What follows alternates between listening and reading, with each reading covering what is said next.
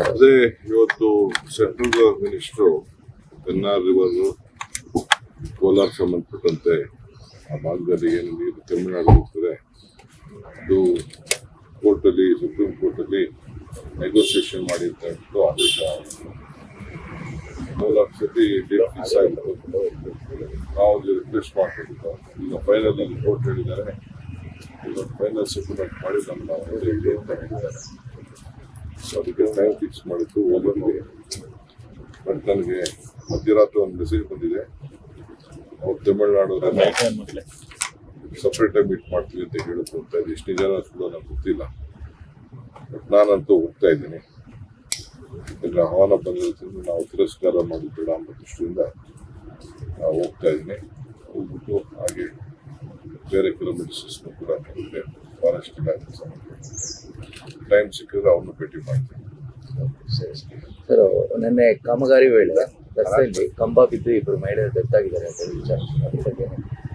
ಕೆಲವು ಸಂದರ್ಭದಲ್ಲಿ ಆಕ್ಸಿಡೆಂಟ್ ಅನ್ನೋದೇ ಇವಾಗ್ತದೆ, ಮುಂಜಾಗ್ರತವಾಗಿ ಅಂತ ಕ್ರಮವನ್ನು ಕೈಗೊಳ್ಳುವಂತ ವ್ಯವಸ್ಥೆನ ಮಾಡ್ತೀವಿ.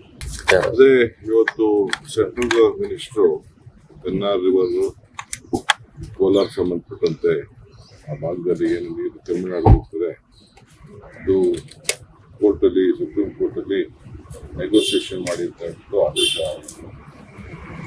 4 ಸತಿ ಡೇಟ್ ಫಿಕ್ಸ್ ಆಗಿತ್ತು.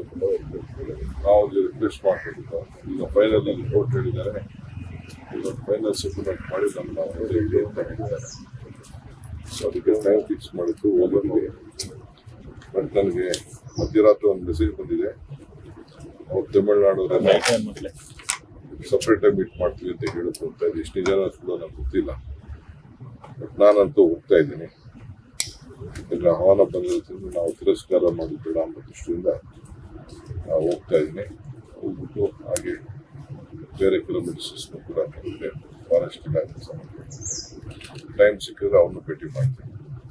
ಸರ್, ನಿನ್ನೆ ಕಾಮಗಾರಿ ವೇಳೆ ರಸ್ತೆಯಲ್ಲಿ ಕಂಬ ಬಿದ್ದು ಇಬ್ಬರು ಮಹಿಳೆಯರು ಡೆತ್ ಆಗಿದ್ದಾರೆ ಅಂತ ವಿಚಾರ.